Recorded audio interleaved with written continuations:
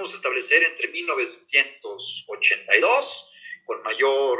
rigor en 1988, hasta el 2018. Son 30 años de neoliberalismo implantado en México que se expresó en distintos órdenes y que, bueno, no les gusta a muchos, pero es la verdad. Bajo el neoliberalismo surgió el Fondo Nacional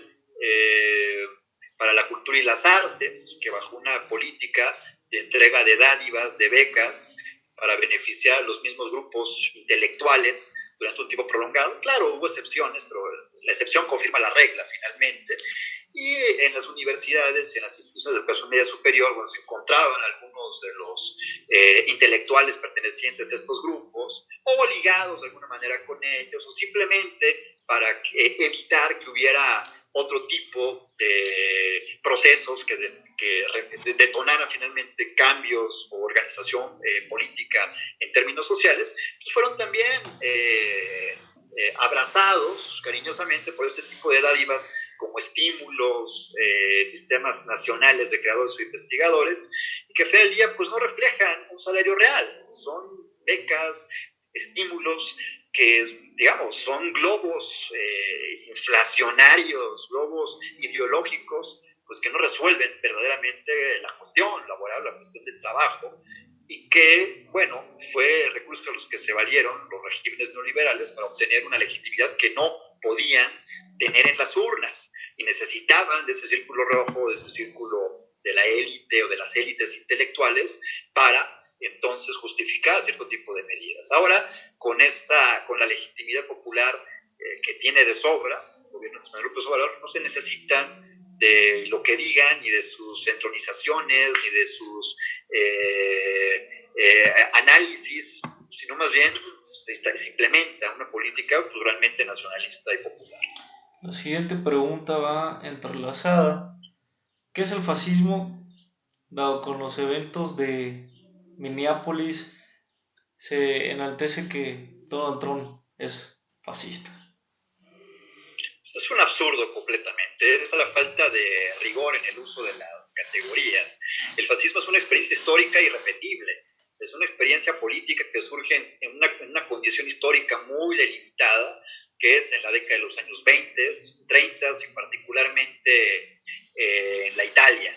En un país donde existía una crisis orgánica del Estado, que finalmente fue resuelta por un grupo ligado con el sector financiero que pudo implementarse en la población y que finalmente estableció un régimen con características muy específicas, pero que por otro lado también compartían ciertos regímenes políticos, no necesariamente fascistas en ese momento en el mundo. Es el momento de las masas, lo que se da en los años 20 y principios de los años 30, por extensión y, digamos, con alguna adecuada comprensión, el fascismo también engloba a la experiencia nacionalsocialismo en Alemania, pero en estricto sentido el fascismo es la experiencia de la Italia de Benito Mussolini, que no puede replicarse, que es muy específica en cuanto a su desarrollo y su implantación histórica territorial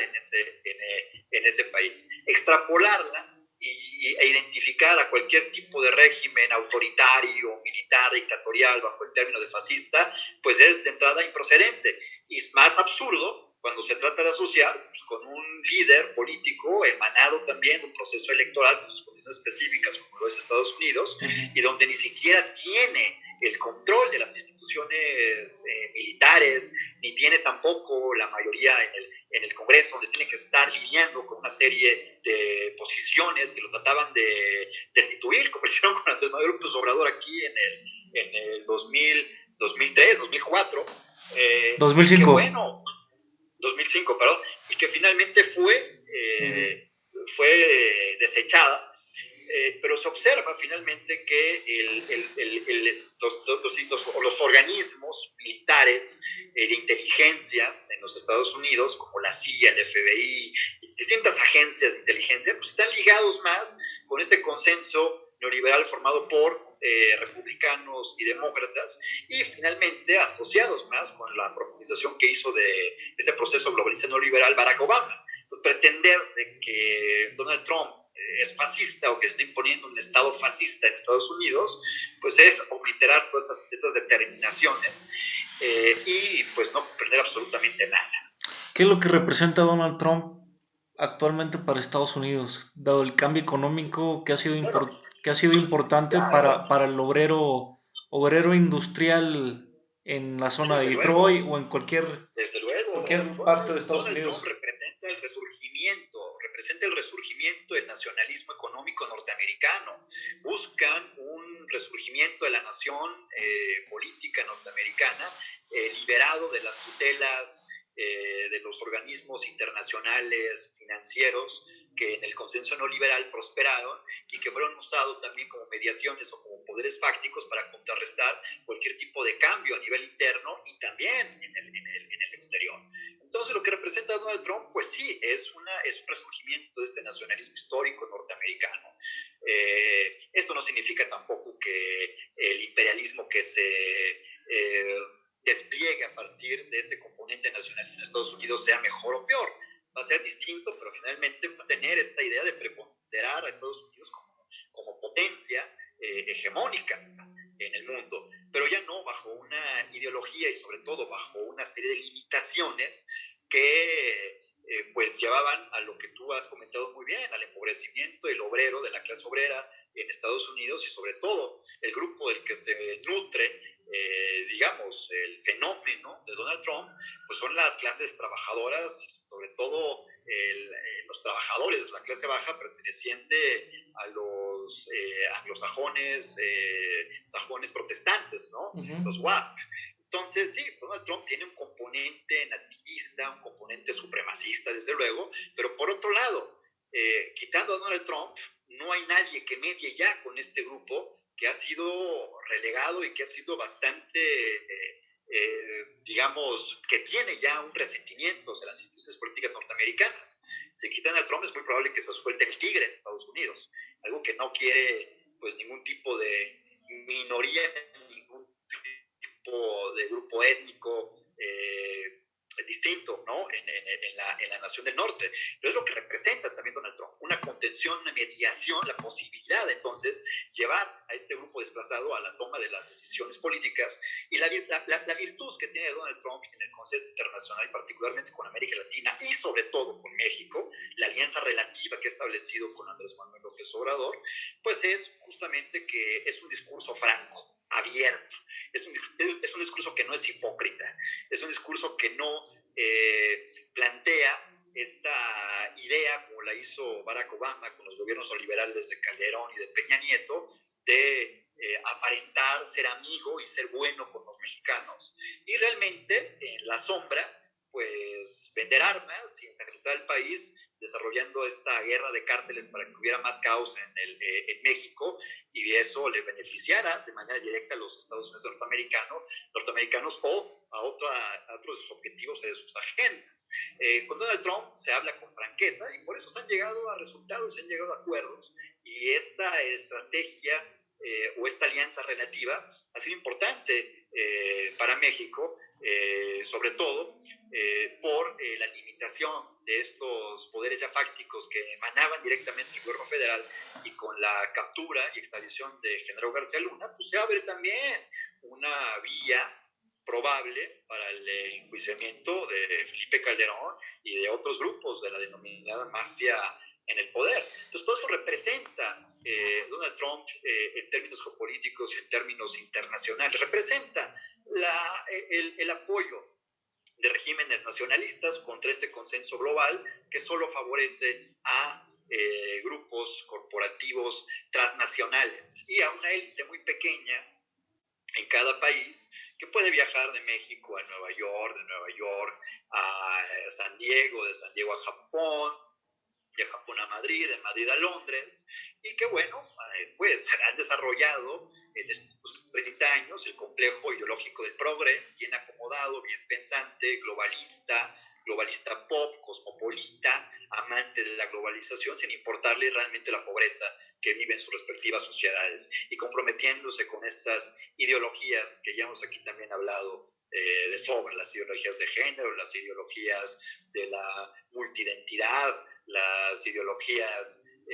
finalmente las ideologías Netflix, ¿verdad? Bueno, pues es uno de los principales socios de esa plataforma, como dijo Alfredo Jalife en alguno de sus programas. ¿Cómo influye la Fringe Theory en la actual izquierda fundamentalista norteamericana? No, pues influye demasiado, desde los años 80, ante esta exaltación del hedonismo individualista, pues ahora sí que les cae como anillo al dedo toda esta corriente postestructuralista representada por Foucault, por Derrida, por Deleuze, digamos, les cae como anillo al dedo en este vacío de crisis existencial que experimentan algunas de estas élites universitarias alimentadas por todo este mito de 1968 y que ven en estos textos pues la fuente para darle pie completamente a todos sus dislates bajo esta idea de un libertarianismo que raya francamente en posiciones, sí, anarquistas, pero fundamentalmente neoliberales. El neoliberalismo no está tan alejado del anarquismo ni de la exaltación hedonista en clave individual. Hasta Robert Nozick tiene un libro donde habla justamente del anarquismo y del liberalismo económico. Entonces, bueno, este tipo de ideología es la encargada de insuflar con esos autores que pues no aportan absolutamente ningún tipo de suministro teórico para pensar la realidad, sino para justificar comportamientos ya propiciados de antemano. Además, ellos enaltecen la desaparición del Estado como tal. Vemos que incluyen, por ejemplo, ayer ayer estaba viendo las fotos de cómo están tumbando las estatuas de Cristóbal Colón por supuestamente represor, emanado de supuesta leyenda negra, de esta leyenda negra en contra de España, y que incluye muchas situaciones. Así es. En este tipo pues de es una falta de comprensión histórica, es la falta de asumirse como sujetos históricos, es decir, una falta de conciencia de la dimensión histórica con la cual se ha logrado pues configurar un ideal y una realidad civilizatoria de la cual cada uno de nosotros somos sus principales beneficiarios, y al ser beneficiarios deberíamos ser sus principales defensores. Entonces es entender el mundo al revés, y más allá de la caída de los monumentos, la implosión de las estatuas, que pues es la expresión también de cierto comportamiento infantil, o como dijera Lenin, cierto comportamiento infantilista. Pretender que tirando la estatua de Cristóbal Colón se abole la historia política del mundo y de la región, o pretender que destruyendo estatuas termina con el racismo. Eso es completamente absurdo. Vaya, ni siquiera se saben por lo que están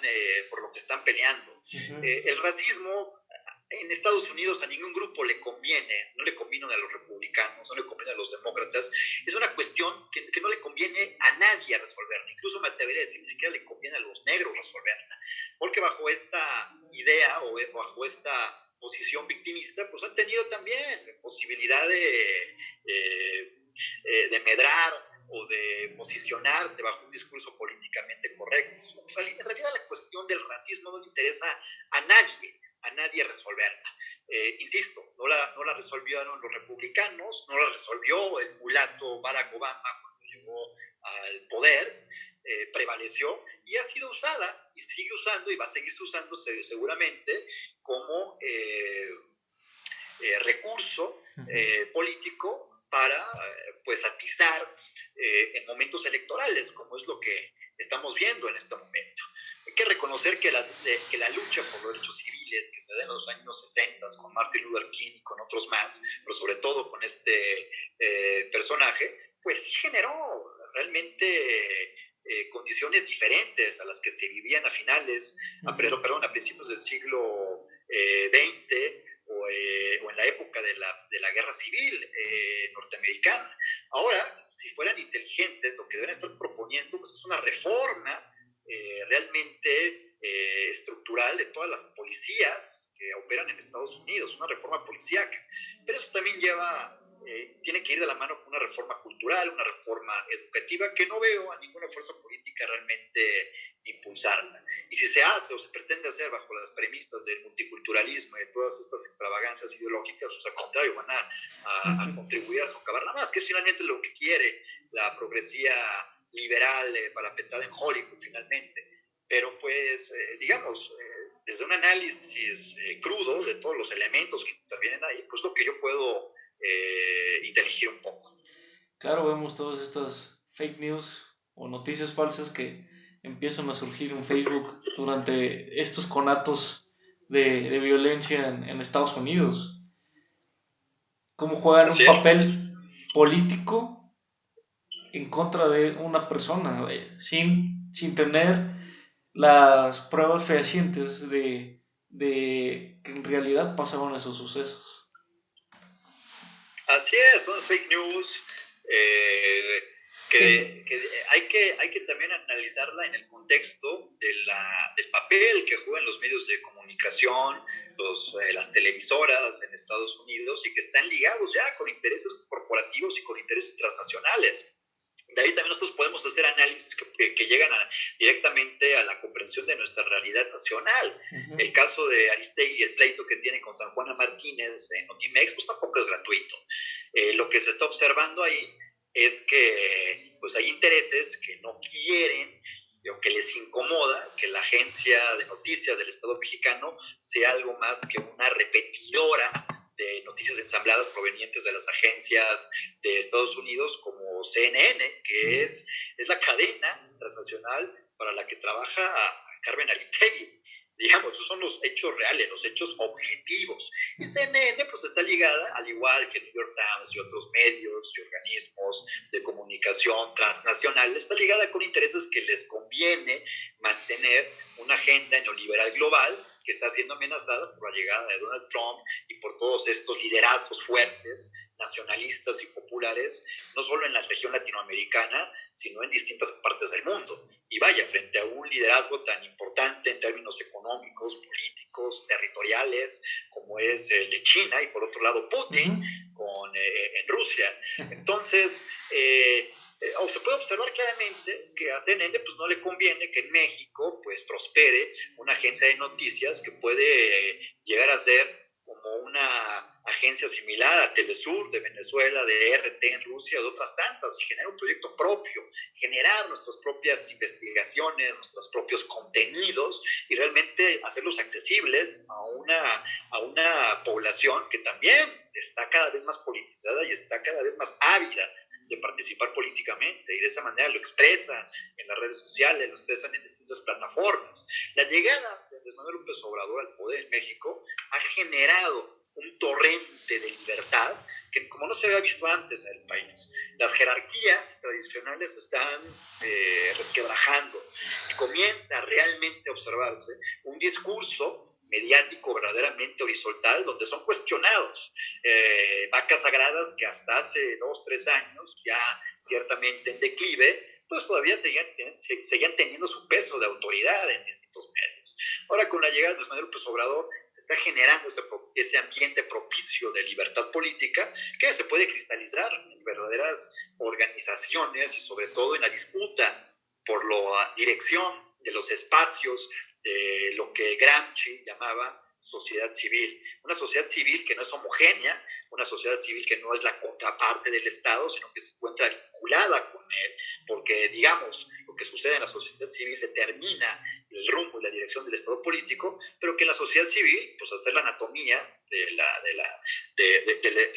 economía, de una otra forma, pues la sociedad civil se encuentra dividida en dos polos. El polo dominante de la sociedad civil y el polo dominado. Entonces, en esos espacios de la sociedad civil, sindicatos, organismos, patronales, asociaciones de profesionistas, medios de comunicación, se están generando las condiciones para dar la lucha, la disputa por la dirección, la disputa por la hegemonía, y eso, digamos, eso ya le compete a cada uno de nosotros en la medida de nuestras posibilidades, porque tampoco el presidente de la República puede hacerlo todo. Claro, debiera ser en este momento el papel de un partido político como Morena, pero lo veo muy alejado de este tipo de estrategias o de vinculaciones y más interesado sobre todo en imponer un programa ideológico ajeno, extraño, que no sigue la pauta que está dando Andrés Manuel López Obrador con su ejemplo político y moral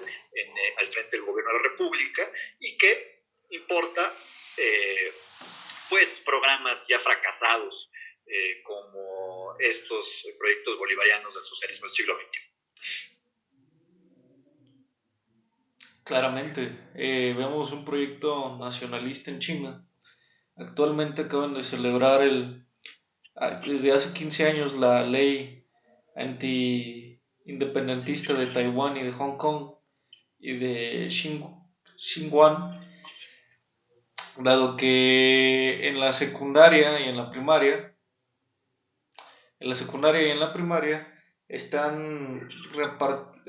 impartiendo lo importante que es la nación política china para la defensa de intereses extranjeros en Hong Kong y en Taiwán. Así es. Bueno, pues eso habla. Si las grandes potencias lo hacen y lo llevan a cabo, pues porque saben de la importancia de este recurso estratégico que es el uso ideológico de la historia, sobre todo para construir una mentalidad nacionalista, una mentalidad ideológica, sin fisuras, fuerte, consistente, sólida,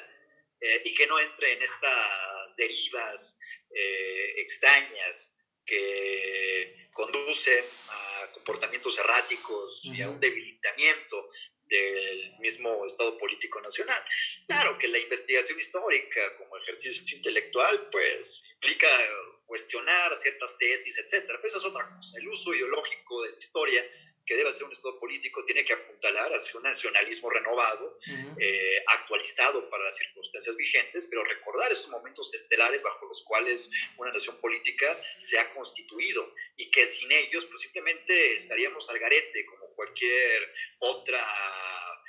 mera etnia sin rumbo y sin ningún tipo de testimonio, ¿verdad? Histórico, moral. Entonces, sí, no me sorprende que China haga eso con su población, pero también es importante decir que tampoco China ha dejado de leer a Marx y lo siguen estudiando. Claro, no es una aplicación dogmática de sus principales tesis o hipótesis. Creo que el mismo ejemplo chino habla de la forma heterodoxa en la que ha sido asimilado y llevado a cabo bajo una implementación peculiar. Pero desde luego que ellos son conscientes que hay una tradición que sigue pesando en la constitución de su estado político y que tiene que ser estudiada, valorada y reactivada bajo las circunstancias históricas actuales. Entonces, bajo esas premisas, pues China no solamente se abrió al mundo, sino que lo está conquistando y está cada vez más avanzando en posiciones estratégicas que fueron descuidadas por las otras potencias en ese momento de confusión que supuso la caída del socialismo realmente existente y ese sucedáneo del ideal cosmopolita universal que representó la ONU como panacea de la resolución de los conflictos. Pero bueno, ahí se observa claramente pues cuáles son las coordenadas bajo las cuales un Estado político, si quiere realmente ser soberano, independiente, pues tiene que conservar esa memoria nacional. Aparte que tiene una inversión en 150 países con la cuestión del BRI, que es el proyecto que establece la construcción de vías férreas, de universidades, de puertos, de centrales eléctricas en el sureste asiático y parte de África y aparte de Europa. Parte de Europa, y también quiere entrar en Latinoamérica. Digo, esta es la forma mediante la cual China está conquistando nuevamente el mundo y está implantando, no solo en términos comerciales, económicos, sino territorialmente, bajo la inversión de infraestructura pública, con el control directo de las instituciones de telecomunicaciones, como tú señalas, las vías férreas, etcétera, y bajo ello, bajo esos elementos, China pues se consolida. China no está apostando al capital financiero, China está apostando realmente a la implantación territorial concreta bajo ese tipo de infraestructuras que son finalmente las que prevalecen y perduran y que son funcionales para una población. Ahora, es un contrapeso creo que necesario en el mundo de China, y qué bueno que es China y no es Oriente Medio, y no es el fundamentalismo islámico y no es otro tipo de plataforma ideológico-política. Rusia también es un contrapeso importante, pero tanto China como Rusia pues son naciones, estados políticos occidentalizados. La revolución cultural de Mao, la revolución maoísta, la revolución del Partido Comunista Chino fue la que llevó a China a la occidentalización plena. Entonces se acercan cada vez a los valores de una civilización bajo esta óptica, esta perspectiva más amplia, filosófica, que se plasma en Marx, pero no solamente en él, sino en los distintos autores bajo sin los cuales no se puede comprender el propio desarrollo de Marx y de otros. Y China, en ese sentido, está haciendo un contrapeso como potencia económica, no en términos financieristas, sino en términos de implantación territorial bajo la construcción de esa infraestructura. Algo que pues se les olvidó, se les pasó de la mano a todos estos países adictos al consenso neoliberal, que solo se dedicaron a implantar corporaciones en cada país, sucursales, para extraer beneficios sin regresar absolutamente ningún tipo de recurso y debilitando a nuestras instituciones de salud pública. Muchos se tragaron el cuento, pero afortunadamente, al menos en los extremos de América, tenemos ya un componente distinto que está permeando en todas las instituciones de estos respectivos países. Aparte que China en el 2050 va a celebrar su centenario y tiene el proyecto de dejar de depender tanto en manufactura, tecnológicamente, del exterior, de las empresas estadounidenses que se habían establecido en aquellos lares. Claro, y probablemente lo logren. De aquí a esa fecha todavía falta mucho tiempo. Pues existe una guerra, no solo comercial, sino una guerra real, pero bueno, falta todavía mucho para llegar a ella. Pero es muy probable que lo logre, si no es que sucedan ese tipo de eventos, aunque bueno, la historia de la humanidad no es más que la historia de sus conflictos armados, los conflictos bélicos, como decía Marx, es la historia de la lucha de clases. Y actualmente está aconteciendo en las fronteras sur de China acontecimientos de guerra muy fuerte entre India y también la desestabilización por parte de Estados Unidos, no solamente en Hong Kong y en Taiwán, sino con el apoyo del ISIS en aquellos lares para resquebrajar este proyecto del BRI. Pero bueno, mientras aquí estamos debatiendo, también es importante mencionar lo que se va a dar dentro de 20 o 30 años acerca de la discusión o el debate del derecho espacial, de la conquista del espacio, como lo vimos hace 3 semanas, el lanzamiento de esta nave del capitalista Elon Musk, de la privatización del espacio o de esta cuestión que se va a dar entre Rusia, China y Estados Unidos en la Luna. Claro, sí. Yo veo eso también. Hay un relanzamiento de la carrera espacial que tomó la delantera a Estados Unidos, y China muy probablemente no se queda atrás. Claro que en este momento está afianzando sobre todo su economía con el objetivo de llegar a ser autosuficiente de manera total en el año al que tú te refieres, pero en este momento yo veo que también estará revisando la forma en la que pueda entrar directamente a la disputa del espacio, como fue en su momento el papel protagónico que tuvo la Unión de Repúblicas Socialistas Soviéticas, ahora Rusia, en toda esta época de la llamada Guerra Fría. Entonces, pues definitivamente que es una variable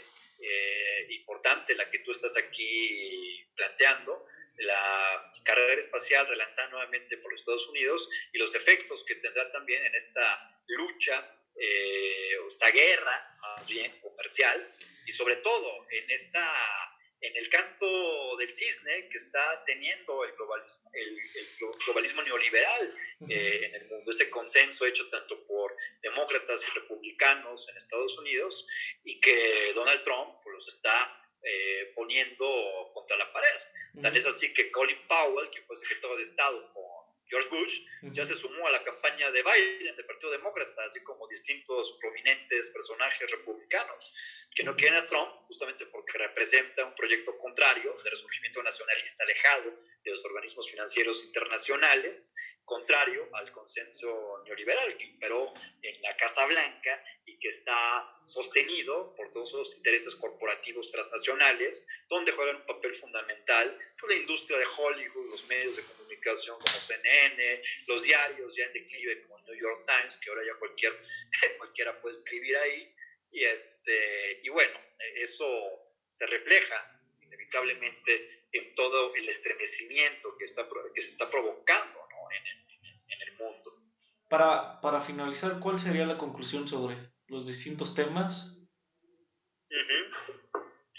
Pues mira, estamos en una época de cambio, es una época que significa sobre todo el fin de un tiempo histórico, el fin del neoliberalismo, del consenso globalista neoliberal. La pandemia del COVID, del coronavirus, solo le dio la estocada final a algo que ya se venía anunciando desde hace por lo menos 10 años para acá. Es el fin de la globalización, el fin de este consenso en torno a una idea de lo que debiera ser un ordenamiento social en cada estado político bajo las premisas de los intereses corporativos transnacionales, y está resurgiendo el nacionalismo en cada país y cada estado político nacional, y eso está llevando a distintas luchas y conflictos internos en cada país, en cada región, y finalmente uno de los momentos decisivos de este nuevo conflicto se dará el próximo noviembre en las elecciones de los Estados Unidos, donde con mucha probabilidad ganará la presidencia norteamericana Donald Trump, aunque con toda la desesperación que se observa los demócratas en los últimos días, pues van a hacer todo lo imposible por impedir eso, y creo que no está incluso lejano pues la hipótesis del magnicidio. Hay que revisar bien cómo se van dando todo esto en los días que vienen, pero el recurso de la desesperación al final del día es la violencia política. Ya se esparció en todo Estados Unidos. Al parecer esto no basta, no es suficiente para disminuir pues el fuerte componente político de Donald Trump, y bueno, pues esperaremos hasta ver el desenlace final, y eso es lo que tiene una repercusión en el mundo y particularmente en México, que somos el país vecino, pero más allá de quien gane, pues hay un gobierno nacionalista popular con la suficiente legitimidad política para ejercer la soberanía en cualquiera de los dos escenarios, y en el escenario que sea, el gobierno de Andrés Manuel López Obrador se acoplará, se articulará y establecerá las mejores condiciones para que México pueda llevar un buen rumbo tal como se ha establecido desde que asumió la presidencia de la República. Queremos agradecer que haya aceptado la invitación y nos vemos en un futuro cercano. Claro que sí, estaremos muy, muy cerca cada vez más.